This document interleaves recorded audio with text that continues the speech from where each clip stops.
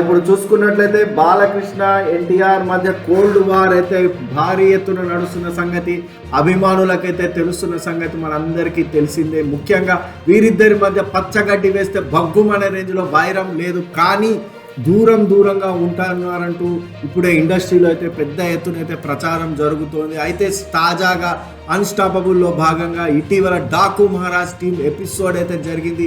ఈ సందర్భంగా ఎన్టీఆర్ గురించి బాలయ్య బాబీని అడిగాడని, అయితే ఎడిట్లో అదంతా తీసేశారనే ప్రచారం జరుగుతోంది. మావాడితో సినిమా తీసావు కదా, అందులో 3 పాత్రలు ఉంటాయంటూ బాలయ్య జైలవకుశ టాపిక్ తీసుకొచ్చాడని, దానికి బాబీ కూడా సమాధానం చెప్పాడని, అయితే ఎడిట్లో దాన్ని పూర్తిగా తీసేశారన్నది ఇప్పుడు పెద్ద ఎత్తున ఫిలిం నగర్లో టాపిక్ అయితే నడుస్తుంది. ముఖ్యంగా బాబీ హీరోలందరి ఫోటోని స్క్రీన్పై చూపించి వాళ్ళ గురించి బాబీ అభిప్రాయాన్ని కనుక్కున్నాడు. అయితే ఎన్టీఆర్ ఫోటో మాత్రం అక్కడ కనిపించలేదని, జైలవకుశ గురించి ఏం మాత్రం కూడా అడగలేదని అయితే ఇప్పుడు మనకి టాలీవుడ్ వర్గాల నుంచి వస్తున్నటువంటి సమాచారాన్ని బట్టి అయితే ఇక్కడ మనం అర్థం చేసుకోవచ్చు.